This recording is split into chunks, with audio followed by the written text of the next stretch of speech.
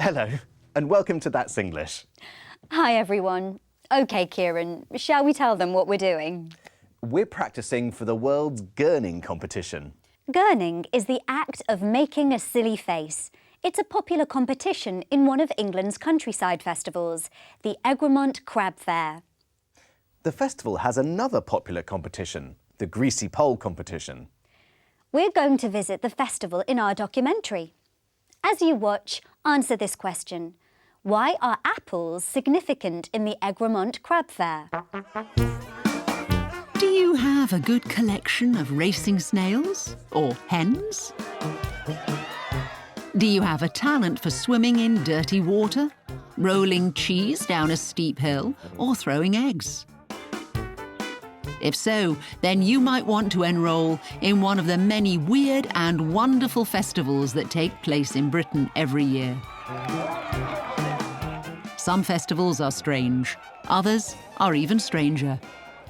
Some of these festival games were invented in the pub after a few pints of bitter. Others date back to the Middle Ages and result from long-standing disputes or feuds between villages and towns. Egremont Crab Fair, located in the north of the country, is one of the oldest festivals in the UK, dating back to the 13th century. Steve Foster is one of the organisers. He tells us about the fair.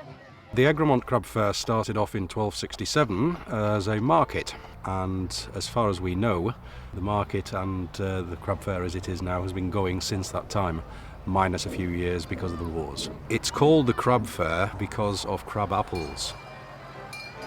In the Middle Ages, the lord of the manor would give the peasants apples as part of their wages. We have a good range of competitions for the Egremont Crab Fair, some traditional, some modern. The traditional ones, which have been going since time immemorial, and the Greasy Pole competition, the World Gurning Championships, alongside much more modern attractions such as wheelbarrow races, things like that. One of the strangest competitions at the fair is the World Gurning Championship. Gurning is the act of pulling the silliest face possible, whilst at the same time wearing an old horse collar known as a braffin. World champion Tony Mattinson is in training for this big event. Well, I started taking part when I was younger because my dad was the world champion, so that's how I started. Altogether, I've won the championship 15 times, so I've had a good run. Tommy is next up in the competition. To be honest, every time I come, I never think I'm going to win. I never have that feeling. I know I've got a good face, I've won a lot of times, but I just go in there and give it my best. That's all I can do. I mean, at the end of the day, it's up to the judges on the night. And the winner for the 16th year in a row is, of course, Tommy Mattinson! Tommy's won again. Even though I never expect to win, I want to win. I don't want second, I don't want third, I want to win the competition, because that's why I'm here. Not everyone has the face of a champion, but in Britain there is a festival competition for everyone. Another favourite is greasy pole climbing. The origins of the Greasy Pole competition are shrouded in the mists of time. We know it's been going on for hundreds of years, and we know the prizes for climbing the pole have tended to change over the years. A couple of hundred years ago, the prize appeared to be a hat, but these days we simply attach ribbons to the top of varying lengths, so that all age groups stand a chance. And once a ribbon is retrieved, it's exchanged for small gifts and prizes. Everyone gives it a shot. Some people are better than others. Everyone's quite competitive. It's always a big event. Lots of people turn up, so brilliant. The people of Egremont are very proud of their competitions. Things that are traditional to the areas, it keeps the spirit of the area going, doesn't it? Part of our heritage, really, to carry on the fair. So if you ever wanted to be a great sporting hero, come to one of Britain's weird and wonderful fairs. You never know where your talent lies. So which of those competitions do you think you would win, Samantha?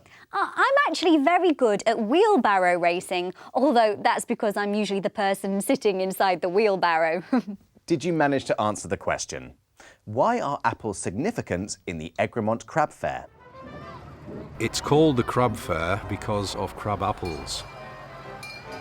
In the Middle Ages, the lord of the manor would give the peasants apples as part of their wages. The Crab Fair was named after crab apples. And the lord of the manor, who governed the village, gave the peasants apples as part of their wages. These country fairs are a great way to keep traditions going. I'm not sure that egg throwing is a tradition I want to keep. It's time to hear from our international friends about competitions in their country. We asked them, what kind of competition does your country excel in?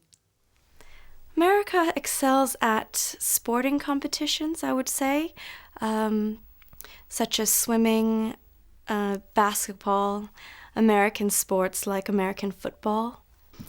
South Africa definitely excel in rugby and cricket worldwide. Well, in terms of sort of sporting achievements, funnily enough, I think boxing. I think we've probably done best in boxing on the world stage. Some of the competitions Canada excels in is winter sports. We had fantastic achievements in the Vancouver 2010 Olympic Games.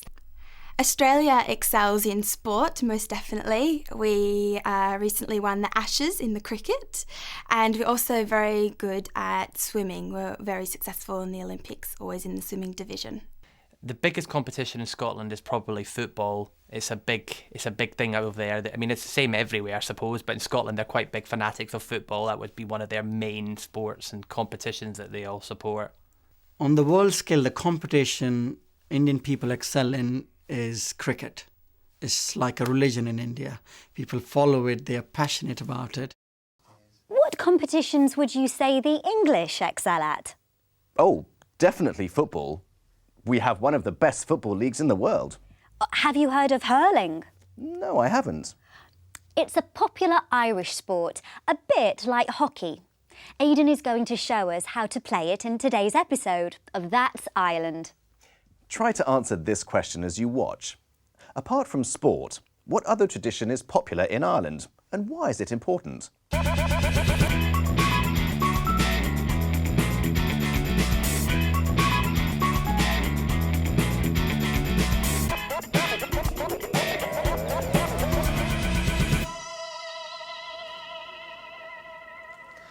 Hello, today I'm in Galway City on the west coast of Ireland. Galway began as a fort and small fishing village on the estuary of the River Corrib many years ago. It is now a modern and vibrant city. Galway is one of the most populated cities in the country. It offers residents and visitors all the facilities of a cultured, thriving city, while still keeping its traditional Irish roots.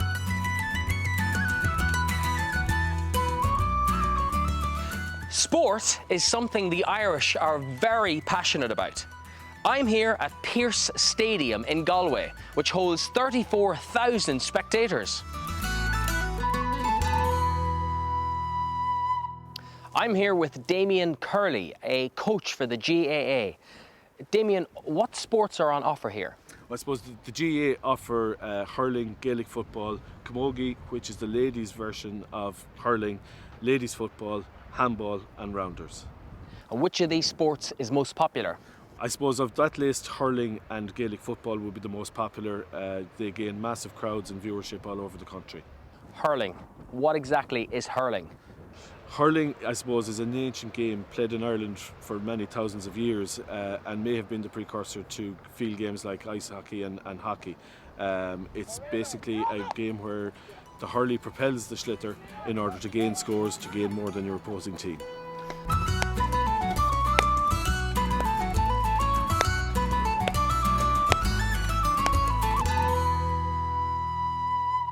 Another popular Irish tradition is storytelling. I'm here at the beautiful River Corrib with Neil de Burka, a Shanachie. Neil, tell us, what exactly is a Shanachie and what do they do? A Shanachie, Aidan, is a storyteller. And our job is to pass on the old tales of our country. The stories of our landscape, of our cities, of our people, of our warriors, our saints and our scholars, and of those who came here from across the sea. So the stories are about myths and legends. Everything. Storytelling is very important to the Irish tradition. Neil, would you tell us one of these great stories? I'll tell you a story about people they say came from Spain to our country long ago and far away. There was a people who lived in Spain. Spain for many years had been in crisis. There'd been famine, drought and war against the Goths. And so these 8 brothers with their people, they decided that they would set out across the stormy seas to a beautiful land they had heard about, a misty green island. When they arrived at the island, the people of that country at the time, a magical people called the Tuatha De Danann, they did not want invaders in their land. And so battle was fought. And so when the first battle was fought, on came the brothers and their people. They came to a place called Tara. You would have known of Tara, a magical place in our land. And there the 3 kings of the Tuatha De Danann said, go out to sea again and give us 3 more days to prepare for another battle to see who will win Ireland. And so the people who had come from Spain, they went in their boats out beyond the waves for a while to wait for 3 days. And that's when the magical people cast up a great big storm. Some of the boats were sank, but not all of the people were killed. No, some of the warriors made it to shore and defeated the old kings and took the land as their own. The people whose names begin with Ora Mac, like McCarthy, O'Brien, McGreedy, O'Shaughnessy, and what's your own name? O'Neill. The most noble of them all. Thank you very much, Neil. Well done. You're very welcome.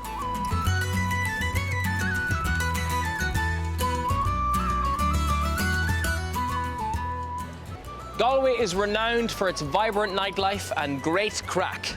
Crack is an Irish term for fun.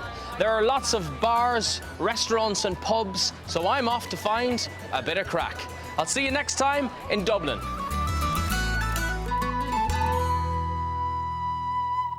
Did you understand the story told by the Shanachie? It was about when the Spanish people came to Ireland. Let's take a look at the question. What tradition is popular in Ireland and why is it important? Another popular Irish tradition is storytelling. And our job is to pass on the old tales of our country. The stories of our landscape, of our cities, of our people, of our warriors, our saints and our scholars, and of those who came here from across the sea. The answer is storytelling, because it tells the history of the country and its people. That's all we have time for today. We're going to practice gurning and we'll see you next time. Bye-bye.